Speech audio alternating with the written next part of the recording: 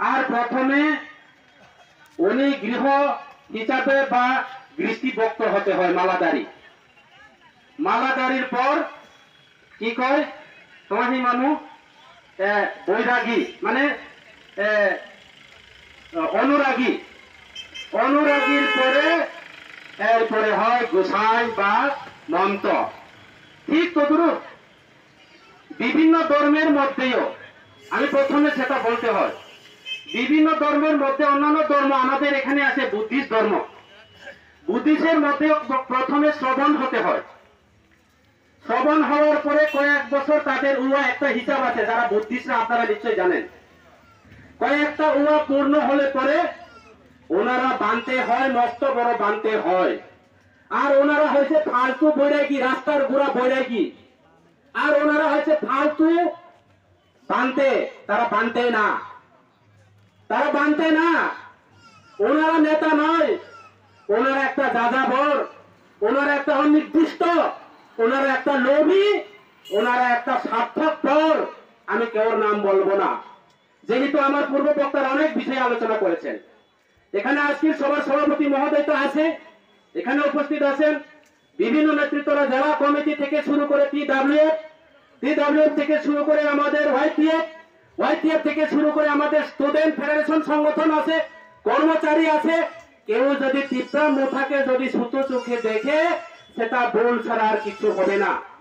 আমার জগদীশ বাবু যেইভাবে আলোচনা করছে, আমি সকালে আমার প্রাক্তন জেলা সাধারণ সম্পাদক এবং ওয়াইটিএফ প্রেসিডেন্টকে ফোন করলাম, আপনারা যে শনিবারে এই পৌষ সংক্রান্তি অনেকে তীর্থস্থানে যাওয়ার জন্য, আমাদের হিন্দুরা, আমার পরিবার হচ্ছে আমরা প্রকৃত হিন্দু, আমার পরিবারে মন্দির আছে, আমার পরিবারে আমার দাদা এখনো সাধুগিরি করেন, আমার বাড়িতে মন্দির আছে। আমি শ্রেষ্ঠ হিন্দু বলতে গেলে এখানে 2 নম্বর হিন্দুদের কথা আমি শুনতে চাই না। আজকে আমি প্রশ্ন করলাম যে এখানে কিছুদিন আগে আমাদের কিছু 5-4 জন নেতা, 3-4 জন নেতা, উনি নেতাও নয়, ফালতু বৈরাগী, ওইটা ফালতু বৈরাগী, ফালতু বানতে। আমি বানতেকে অপমান করিনি, যারা এরকম যারা করেন তারা হচ্ছে বৈরাগী নয়, তারা হচ্ছে নেতা নয়। ওনারা বলেছেন কি শাহুন বাজারে নাকি তীব্রমথা নির্মূল হয়ে যাচ্ছে, তীব্রমথা বলে নাকি নাই। আর একজন নেতা কি বলছেন, উনি পর নয়, আমার পরিবারের একজন সদস্য, আমার দিদির যে হাজবেন্ড, আমার একজন পিতৃ সমতুল্য, উনি আজকে তার ছেলের নাম দিয়ে ভাষণে বলেছেন আজকে দিদি আইসিডিএস চাকরি করে 2 পয়সা বেতন না পেলে তার বাড়িতে ভাত পড়ে না, তার পেটে ভাত পড়ে না। আর বড় বড় কথা গদ দিয়ে ডায়লগ দিয়ে পকেটে 1 টাকা নয় 10 কোটির টাকা ডায়লগ মারে। উনি বলেছেন কি রিয়াংরা বলে খালি হয়ে গেছে, খালি। আজকে আমার এখানে সেক্টর প্রেসিডেন্ট উনি বলেছেন, উনি বলে বারবার ওনাকে রিকোয়েস্ট করেছেন আমার পূর্ব পশ্চিম গোবিন্দবাড়িতে চলে আসুন। উনি বলে কয় আমি পূর্ব পশ্চিম নারী ধরে রেসপেক্ট পাই না। ঠিক নি নিরন্দা? রিয়াং বলে না, নিরন রিয়াং কি রিয়াং না, নিরন রিয়াং দে কাজে এইসব অপপ্রচার পাইয়ে কোনো লাভ হইয়া তা পুরো আমরা 3 সানাই।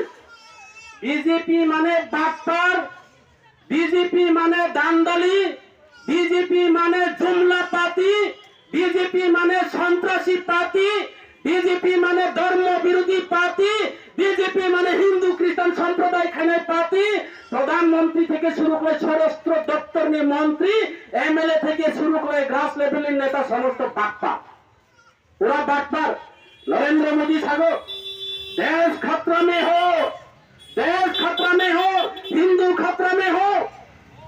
আমি প্রশ্ন করতে চাই যারা এই বাজারের ব্যবসায়ীরা যারা আছেন, বড়জনদের কাছে আমি প্রশ্ন করতে চাই, যারা আমার মাইক্রোফোন আওয়াজগুলি যারা শুনেছেন, দোকান পাতে যারা বসে আছেন, আপনাদের কাছে আমার প্রশ্ন, 100 বছরের আগে এই ভারতবর্ষের মধ্যে বিশ্বের মধ্যে হিন্দু রয়েছেন। আজকে 10 বছরের আগে সেই মোদী হিন্দুদের জন্য কাজ করেছেন। উনি বলেছেন দেশের জন্য কাজ করে, দেশের জন্য বলতে বলতে আজকে দেশের ধ্বংস হয়ে যাচ্ছে, জনগণ ধ্বংস হয়ে যাচ্ছে। উনি বলে আবার দেশের জন্য কাজ করে। আমার অনুরোধ থাকবো আপনারা দেশের সাথে সাথে দেশের জন্য এলাকার জন্য, মানুষের জন্য, কর্মচারীদের জন্য, বেকারত্বের জন্য, রাস্তাঘাটের জন্য, গ্রাম পাহাড়ের জন্য চিন্তাধারা করুন। আজকে দেশের মানুষ ভোকা মরছে, না খেয়ে মরছে। দিনের পর দিন নিত্য প্রয়োজনের দাম বৃদ্ধি হচ্ছে। আজকে বেকারদের বৃদ্ধি হচ্ছে, বেকারদের কোনো কর্মসংস্থান নেই।